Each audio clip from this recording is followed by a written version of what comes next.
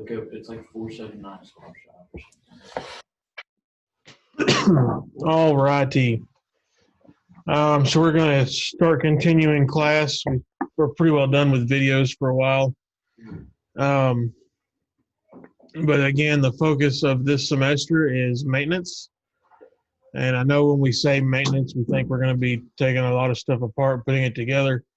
But that is only a portion of maintenance. That's more or less repair and less of maintaining. So what do y'all think of when you think about drone maintenance? Like a retune? Like a what? Like a retune? A retune? Like reprogram it? Reprogram it? Yeah, so our drones are pretty much flying computers. So there might be times that we need to tune them up a little bit, update software, stuff like that. That's going to be important. What are some other things you think about when you're thinking of maintaining a drone? Batteries. You're going to have to swap batteries. Batteries also have like shelf lives, useful lives. Batteries wear out even though they're rechargeable. So we've got to keep an eye on those. We'll have to do battery maintenance. We'll discuss that more another day. We'll go a little more in depth on that because it's probably the biggest maintenance deal with drones. Because if you have a bad battery, it could be really bad because you can't just pull over and change it, right? What are some other things that are like high use things on our drone that we might need to pay attention to? GPS system. GPS system? That's going to be more or less like with updates on certain firmware and software. What about like SD cards for image drones or something? Yeah, we'll have to check our SD cards. Props and motors. Props and motors, primarily the props because those are exposed, right? Those are out there spinning at high speeds, hitting bugs, could be kicking up dirt when we take off or rocks, could be getting chipped. If we hit a wall, they're going to break. So we need to be caring for our propellers also. So part of our maintenance is making sure that everything looks right on our drone, right?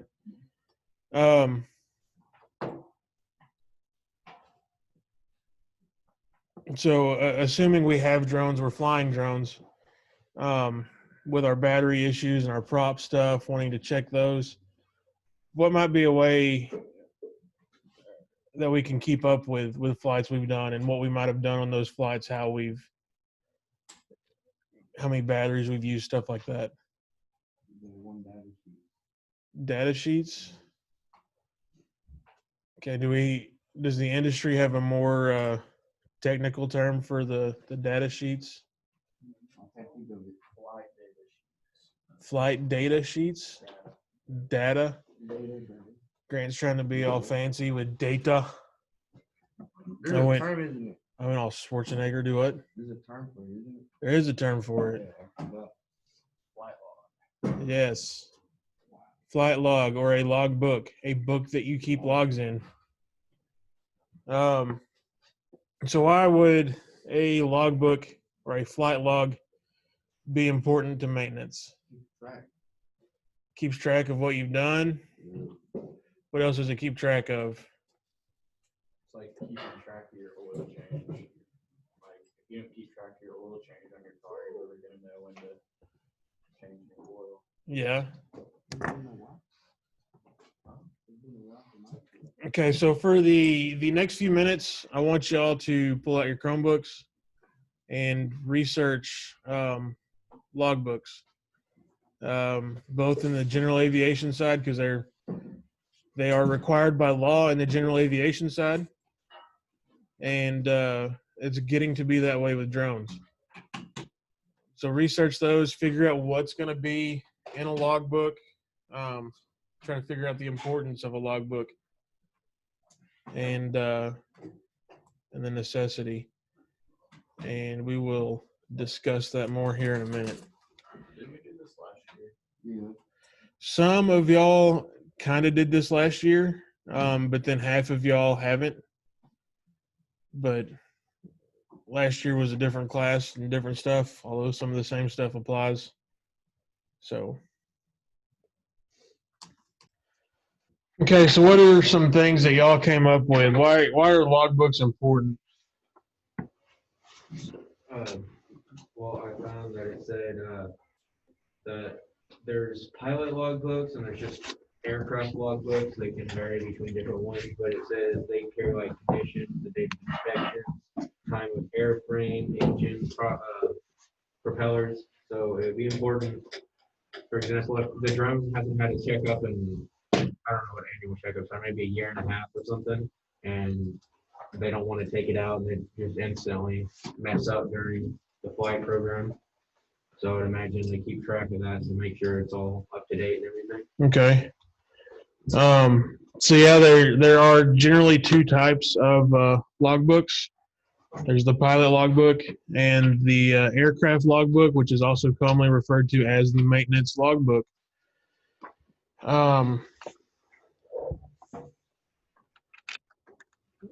They work in a similar fashion, but the information that goes in them are going to be different.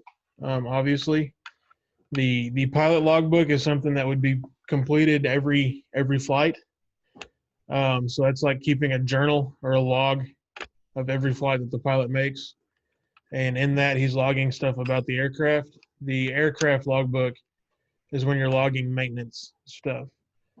So like in the manned aviation world, anytime we get an oil change, every 50 or 100 hours of flight, when we get an oil change, that's going to go down in the maintenance logbook. Every year when we do an annual inspection, that's going to go down in the maintenance logbook. So that's going to be a little bit different for what we do in a maintenance logbook for drones. Let me see if I can just find a. So if you're doing a drone, would you use the pilot logbook or just mainly the aircraft logbook or both? Dang, son. Is Mr. Henry? Do what? What was your question? If you're flying your drone, are you going to mainly use the aircraft logbook or the pilot logbook or both? It's going to be both. It's going to be real important for us to do both. In manned aviation, the aircraft logbook is mostly maintained by the mechanic, because I'm not going to fill out when I take it in for the oil change. He's going to fill that out when he does the oil change. Like when you get an oil change on your car, the dealer or the repair shop, they put the sticker in your window that says that the oil change was done, and when you need your next one, you don't put your own sticker up there. So it's going to be kind of like that. Unless you do your own oil change. Yeah, unless you do your own oil change. Which the way prices are now, it's hardly even worth considering. It costs more to buy the materials to do it yourself than it does to have somebody else do it. And you don't get your hands dirty. Although it did cost me way more than my oil change because the drain plugs on the Forerunners are super, I guess it's thin, so it's super easy to cross thread it. Mm. I cross threaded it, so I had to drop the whole oil pan. That is unfortunate for you. Very unfortunate. Okay, so there are two logbooks, the aircraft log and the pilot log. Let's start out by talking about the pilot logbook.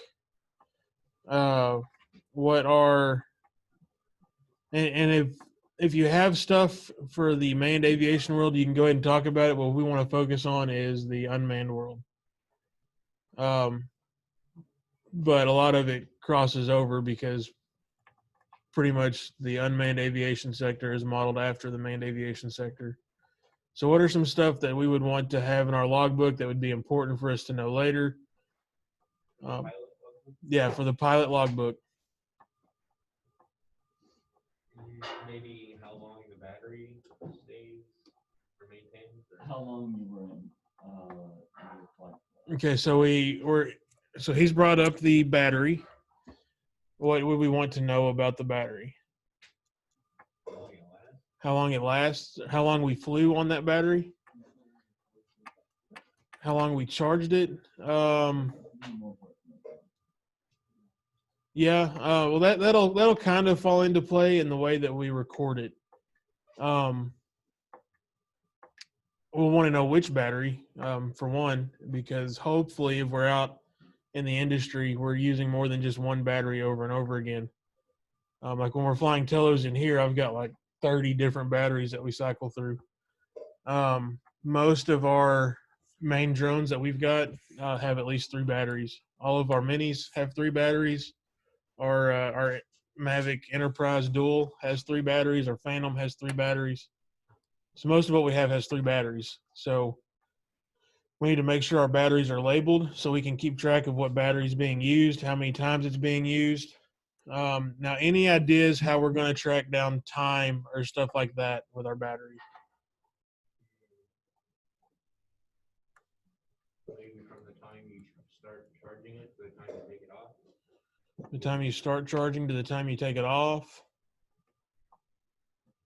Could. How long you check?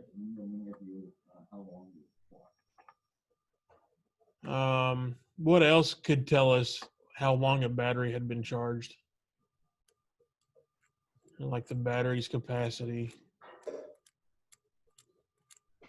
I have no idea. Oh, maybe the controller tells you. Yeah, it's usually displayed on the controllers, like battery percentage. So when we stick a new battery in our drone, we can see what the percentage is, if it's 100 or 70 or 50. We don't really want to start a flight with anything less than 50%, unless it's kind of an emergency last resort type thing.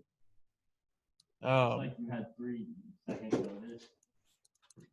Yeah, so when we stick it in the drone, we'll record the battery percentage that it is when we start flying, and then we'll record the percentage that it is when we land. So that'll give us some insight into that.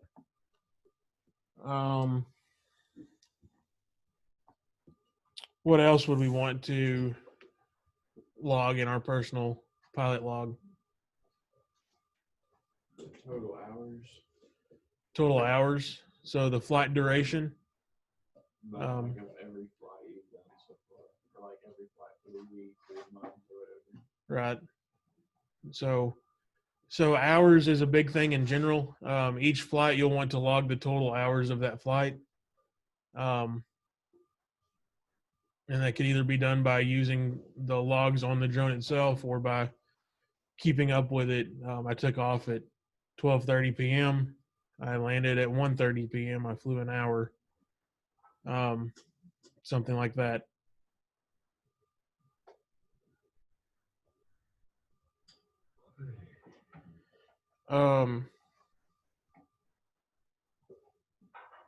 And then from that, in your individual logs for the flight, then you'll run totals from your total flights, and then you can break it down by month or year, however you needed to. It's a lot easier to do that if you use a digital logbook versus a written logbook. Some people like to use both. In the manned aviation world, I use both. I use a written log, so I can do it. So I've got a hard copy, paper copy somewhere, and then I've got a digital copy somewhere else. That's kept both on my drone, or kept on my phone and in a cloud. So I've got a local and a cloud-based version. So I've got 3 copies floating around.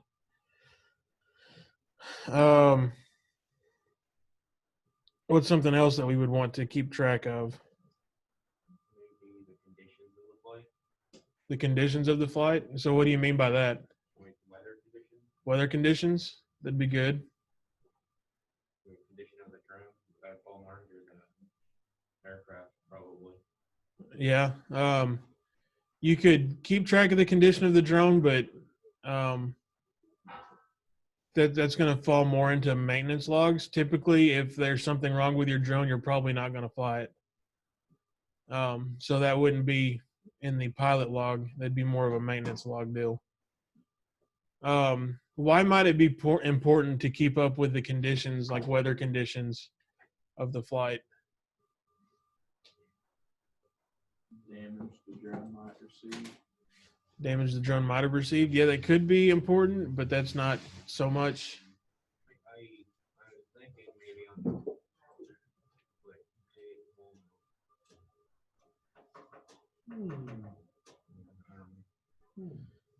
Okay, so there are rules we have to follow when we're flying drones, right? And some of those are related to weather conditions, flight conditions, to when we can and can't fly.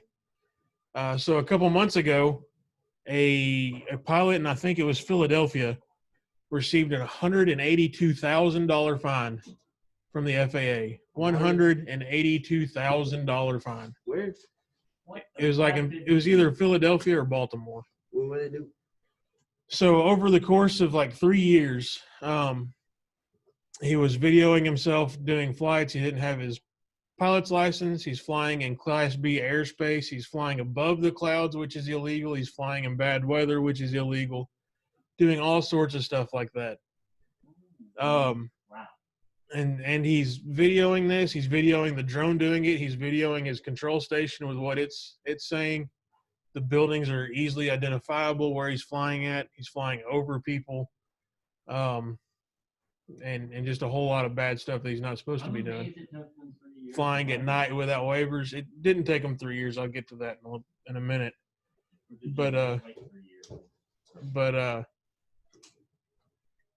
so he's doing all this stuff, and it's all visually logged on YouTube. So the FAA sees it, and they're like, well, you broke this law, you broke this law, you broke this law, And they added up. and it adds up. Now, chances are you're not always going to end up having all your stuff videoed, and the FAA is going to find you that way. But it could be that you're out flying somewhere, and the FAA happens to be driving by, because believe it or not, the FAA is everywhere. There's a student at this school whose dad works for the FAA. Really? Yeah. You'll never find me. And so they can do, at any point, they can do a ramp check. A ramp check is where anytime you're manipulating the controls of an aircraft, or about to be, they can do a ramp check.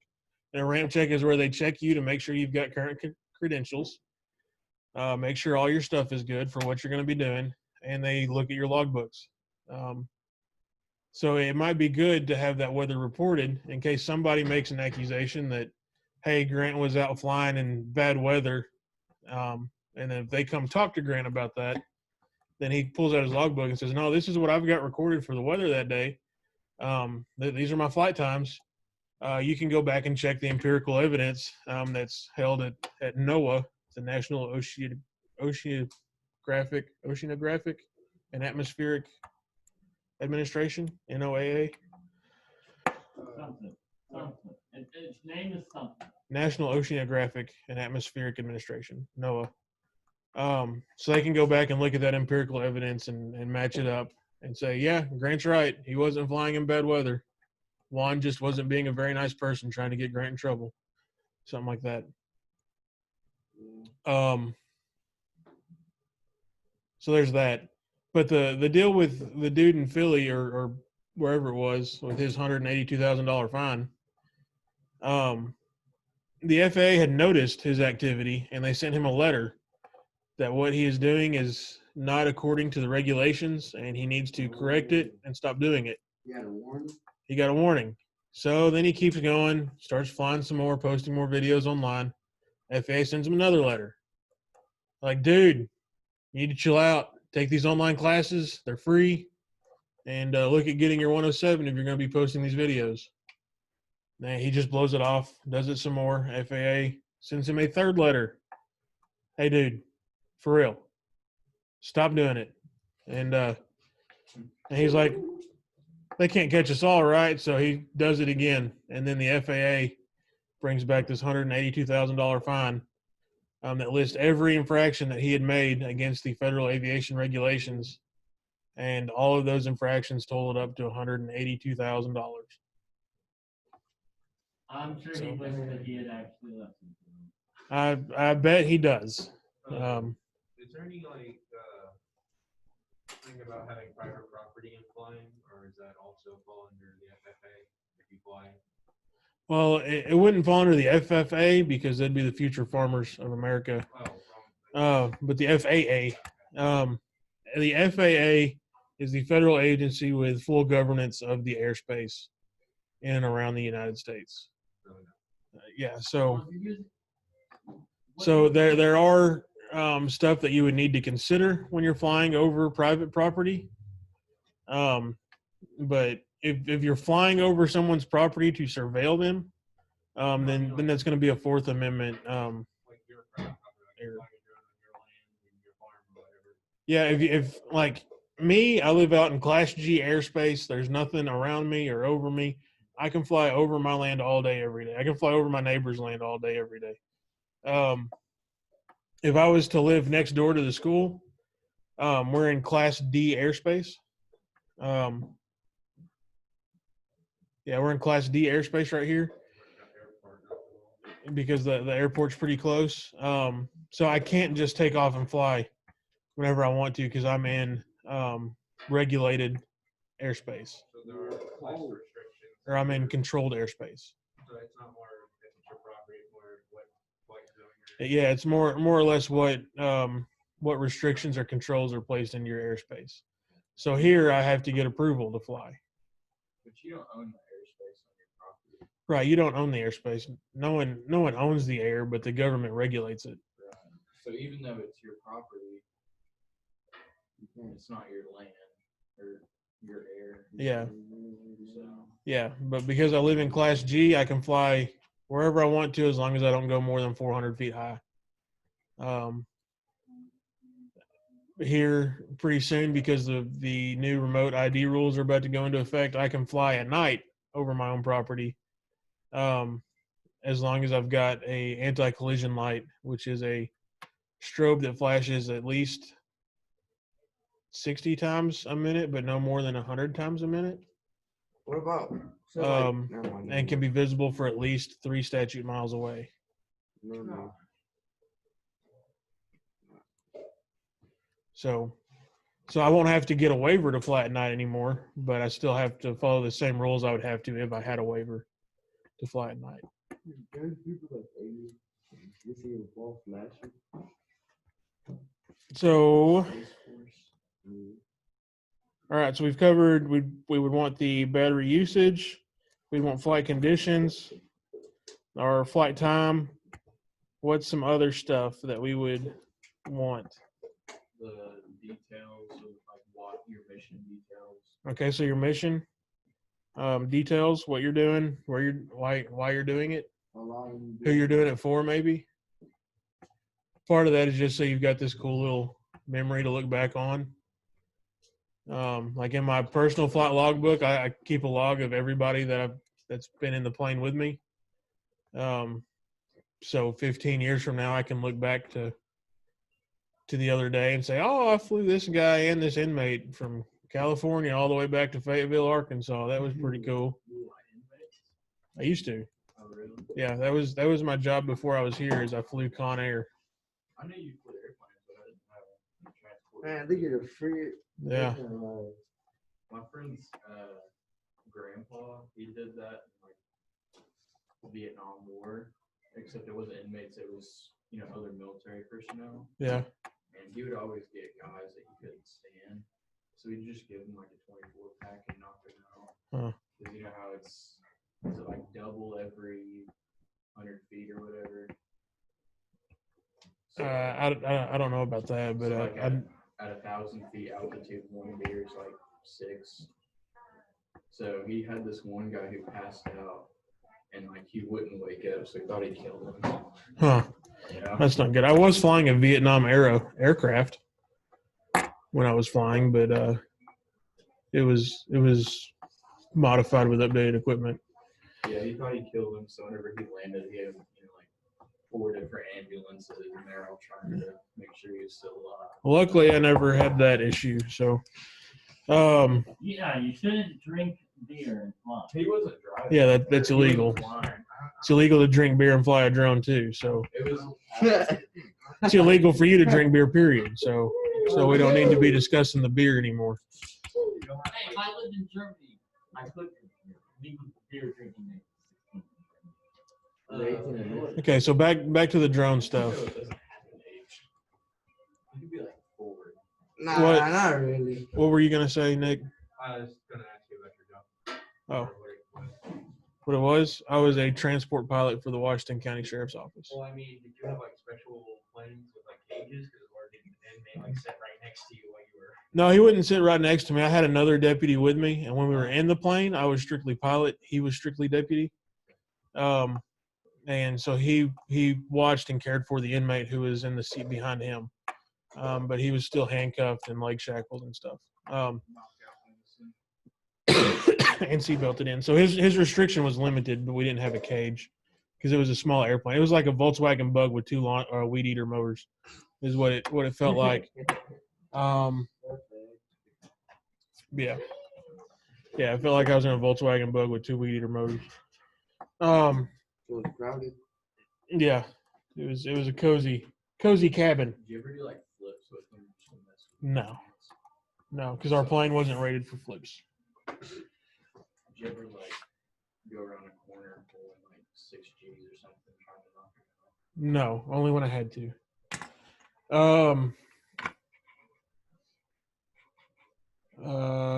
So what else? What do we want? So we've got the details, our notes. And in the details or notes section is where we'd probably also keep track of the weather conditions, unless we made our own What about log for that. We've got the total time, the actual time that you were flying, as in 12:30 or whatever. That would be good, so we know what time of day we flew instead of just how long we flew. And so our aircraft type, or which drone did we fly? The Phantom 4 or did we fly the Mavic 2 Enterprise Dual?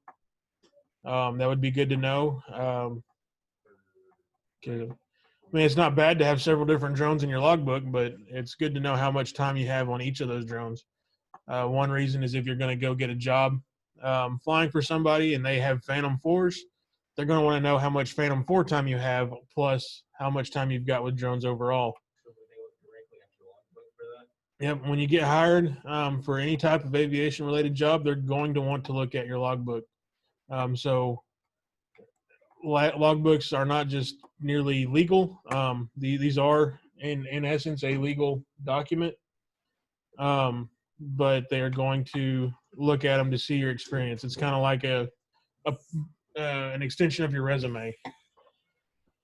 So we had the time. I'm going to throw the date in there too.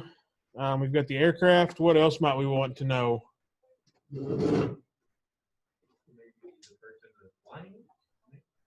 Oh, you'd want to know the pilot. That would be more or less for like our classroom logbook as to who was flying. But if it's your logbook, I'm hoping you're the pilot. There's any VOs or Yeah, your any associated crew, you'd probably note that in the notes section also, but that's good to think about. Visual observers you're using, if you're just being the pilot in command and you've got a person manipulating the controls, that would be good to notate as well. Maybe the waivers you have that day or something. Yeah, if you have waivers for that specific job, you'd want to keep a log of that. How about the location? So you know where you were flying, whether you were flying in the middle of Philadelphia where you're not supposed to be because you don't have waivers or authorization, or if you're flying out over Mulberry where there ain't nothing but a bunch of cows and little redneck old me. So along with the location, probably how would we put down our location in a logbook? Degrees. GPS coordinates would be the most accurate way to do it. I mean, when it broke down to it, you could say we were flying at 201 North B Street in Fort Smith, Arkansas. And that'll give you kind of a general area. But if you're out doing a job in the middle of Hackett, you might not know what the address is. And all you got to do is turn your drone on and look at the GPS, and it'll tell you the GPS coordinates that you're at. So you'll have a pinpointed spot within a few feet of accuracy, or it could be within a few centimeters of accuracy, depending on what your job is and what kind of equipment you have on your drone.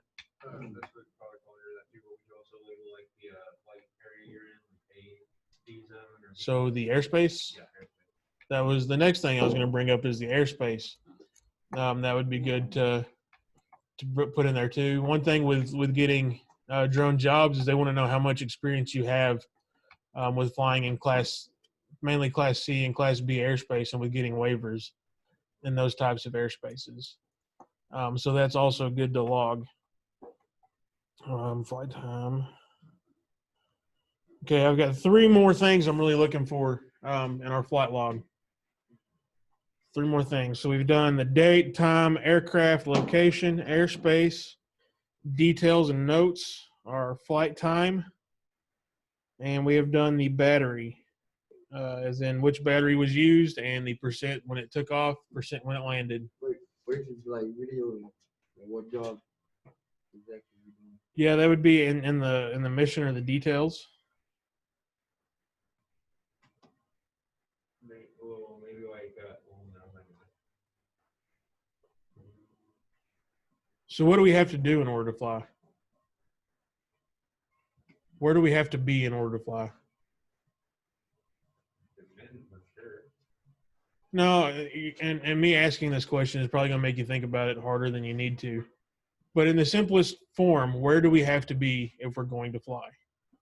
What? In the United States. We have to be in the air, right? If you're flying, you have to be in the air. So what do you have to do in order to get in the air? You have to take off. So you'll want to record your takeoffs. What else might you want to record that is basically the inverse of a takeoff? Landing. A landing. You'll want to record your Isn't landings. it the same thing as like time? Huh? Like time recording? I couldn't understand Isn't you. that the same thing as like time recording? Like you recording your time? Yeah. I mean, we talked about that. The specific time that you flew is in time of day that you flew, and the duration of your flight would be recorded. But you want to keep track of your takeoffs and landings. In my logbook, in my manned aviation logbook, I have 1 more takeoff than I have landings in my logbook. Oh, so Did the drone get taken out midair? No, this was in the manned aviation. I was in a plane crash 16 years ago. So my logbook has 1 more takeoff than it has landings. I don't think anyone ever wants to hear that. But yeah, it wasn't my fault that the plane crashed. I was just in it when it What did. if your logbook had more landings than takeoff? it's not possible. Yeah. Yeah, it's not possible. I mean, technically it is. If you took a drone up in an airplane, in the airplane, I mean, threw it out the window. That'd probably be Somehow very landed. illegal. It is very illegal. But you'd still have to take off out of the airplane. Yeah, but you wouldn't log it on the drone. The drone's logbook. You log it on the plane. Wait, solution. The drone has wheels, you drive it off a cliff. Never took Fair. off.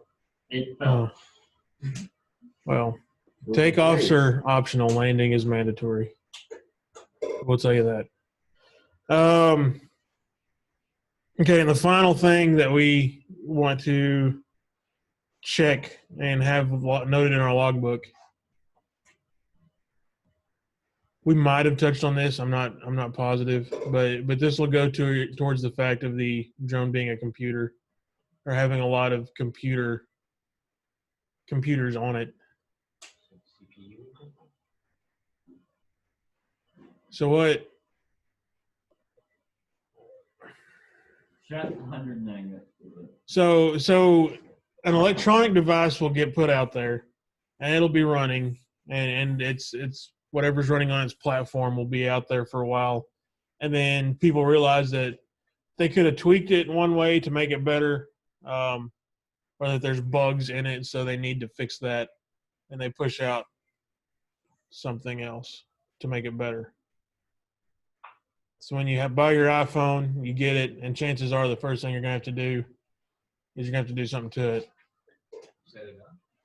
Yeah, that'll be the setup. But after it's been set up, let's say it's been set up, you've been using it for a little while, and then Apple's going to decide that there's something that they could have done a little bit different to make your phone work better.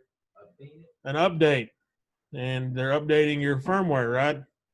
So you would want to log which software version or firmware version that you're using, so that if something does happen, you can check back and see if it's because you were on the wrong software or firmware. Make sure everything's updated.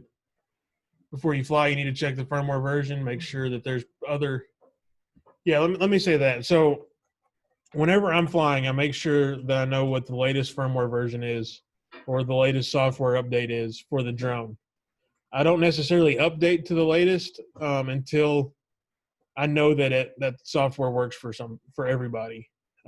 Because sometimes when they update a firmware or software, there's still glitches, or there's more glitches that come out of that.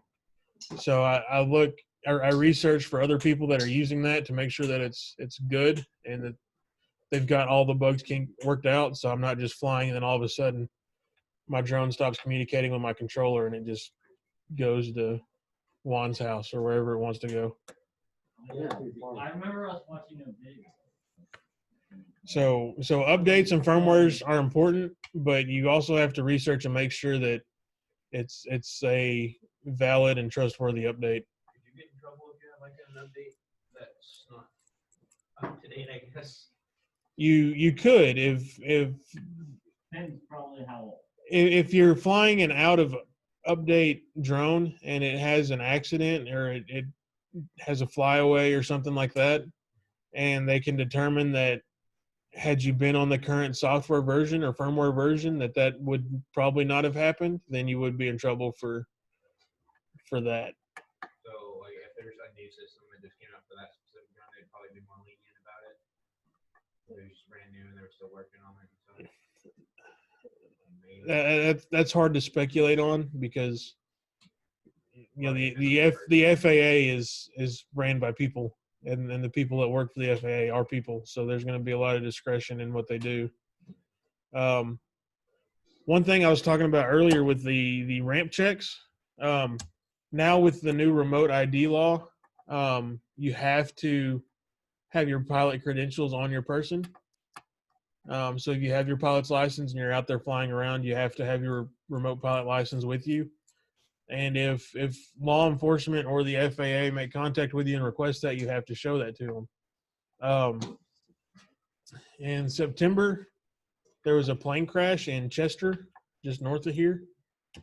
What about the people who have their license but don't have anything to show that they have it? I don't think I ever got anything to show I have it. Did you finish doing all the online stuff? I do not. Because once you submit all your stuff online, they should send you a plastic card that is your pilot's license. If you don't have that, yeah, I know you took the test and passed, and when we came back, I had you do the online stuff, but I didn't follow up. So I don't know if you got it or not, or if you completed everything that you're supposed to or not. So yeah, you need to look into that for sure. Yeah. And I can help you look into that. But anyway, at this plane crash, they were trying to document it before I was able to get out there. They were trying to document it and use the drone to look around. And there just happened to be a paramedic that was on site that had a drone. And he decides, oh, I'm just going to get up here and fly this drone around for this to look for the wreckage and document everything. And since it's a plane crash, there was a representative from the FAA there. That FAA representative went and found the guy that's flying the drone and said, hey, I need to see your drone license. He's like, I don't have one. I just fly for hobby. He's like, well, you got to land that drone because you can't use it for this purpose. It's a commercial purpose.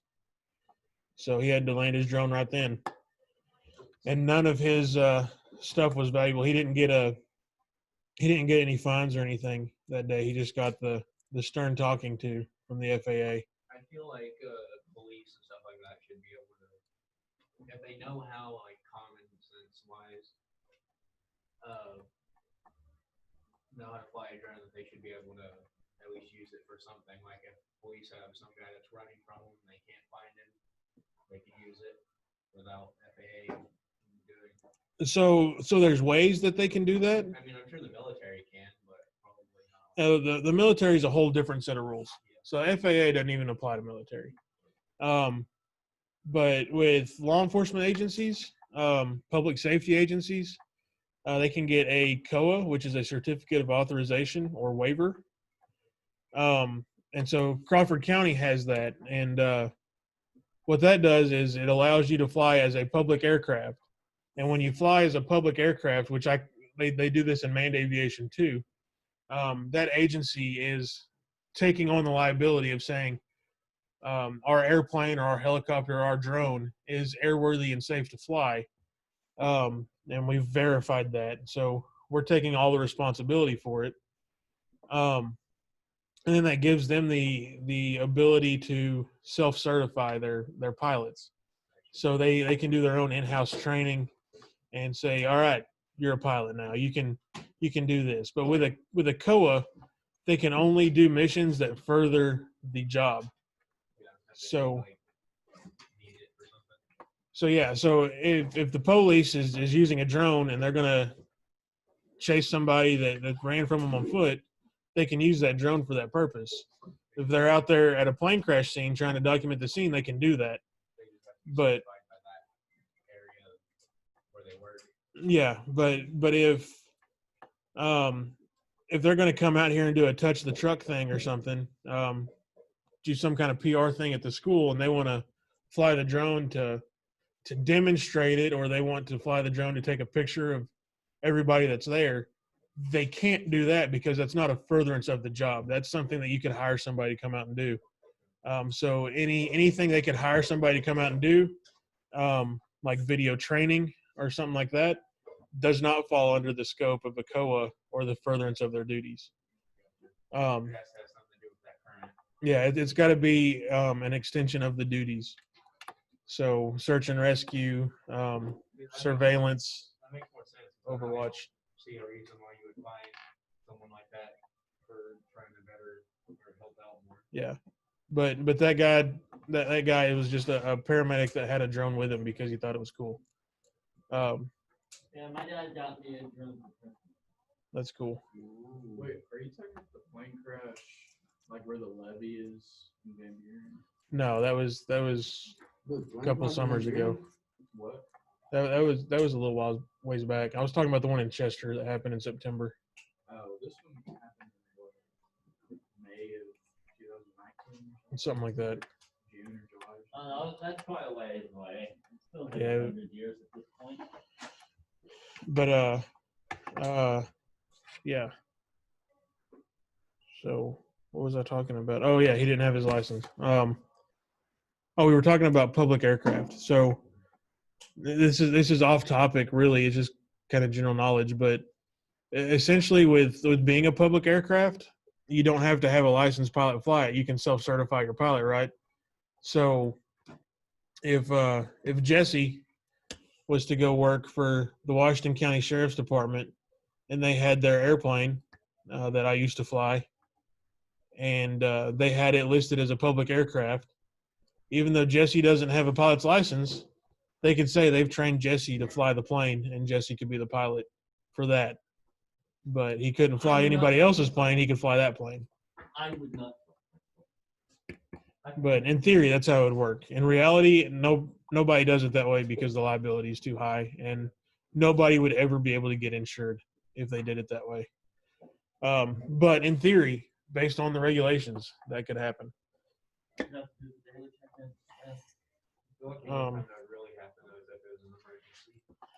Okay, so going back to the logbook, important stuff to have would be the date, primarily the month and year. The specific date wouldn't be bad either.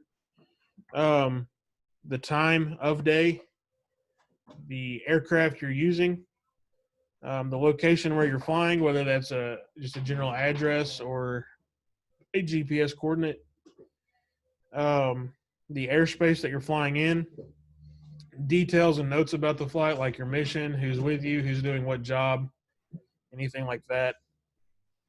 Flight time, so the total duration of the flight, the number of takeoffs and number of landings. If you're flying at night, you would want to make another section for night flight and night takeoffs or night landings. Your aircraft software version, which battery you used or which batteries you used, the percentage the battery was when it took off, the percentage the battery was when it landed. So that's the main things for the pilot logbook. Now let's go into the maintenance logbook. So what would be some stuff we'd want to keep up with in the maintenance logbook? There's a lot for that one. That would fall under batteries too, propellers, cameras, all kinds of different stuff. And so our maintenance logbook is going to keep up with anything maintenance related to the drone, whether that's repairing the drone or upkeep of the drone. So there's really only going to be 3 sections in your maintenance logbook. And that's going to be the date that the maintenance was performed, which aircraft that maintenance is performed on, and what maintenance was performed. So you would say what's the day? You'd say on 1/12/2021 for Phantom 4, whatever the number is for the Phantom 4 Pro. I performed a software update, or I changed the propellers. If you're not doing something with the aircraft, if you're like going to take a battery out of commission, say on 1/12/21, battery 1 had, after having made 70 flights and 49 cycles or 130 cycles, however many cycles it made, based on the recommendations of the manufacturer, this battery has been taken out of service and will no longer be battery 1. Say, for example, you were using that drone for business or whatever, and you were sitting at home and you noticed when your propellers were shipped and you sit at home, you go ahead and change it out. Would you have to log that down, or? It would be good practice to log down, change propeller. So December 26th, 2020, located chip on the whichever propeller it is, change propeller, or December 26th, changed all propellers. So any questions on that? Comments, concerns? Pretty straightforward. Pretty straightforward. Okay, so we'll leave that where it is for today.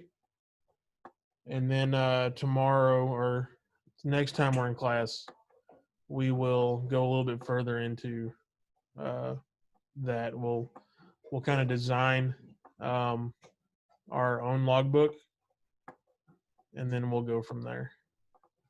How do you get a logbook? Do you just order one? So there's some you can buy online. There's some templates you can get online. I think there's probably a paper copy drone logbook that's sold now. You could always buy just a paper copy manned aviation logbook and convert it. It shouldn't be too hard to do that. I figure when they send you your flying license, they'll probably send you one like that, or send you one too, or something. No, they don't, because it's your responsibility. So a lot of people are going digital. It's just easier. But I know I've seen a picture of a paper copy logbook for a drone. I'd have to look into it and find it. We might do that next class. But yeah, so that's where I'm going to leave it for today. And so there's no assignments for today. Just look up and discuss. Actually, if you weren't in class, you're going to have to do a discussion board post to get credit for today. So check out the discussion board post. And if you're in class, you're covered. Other than that, we will see you next time.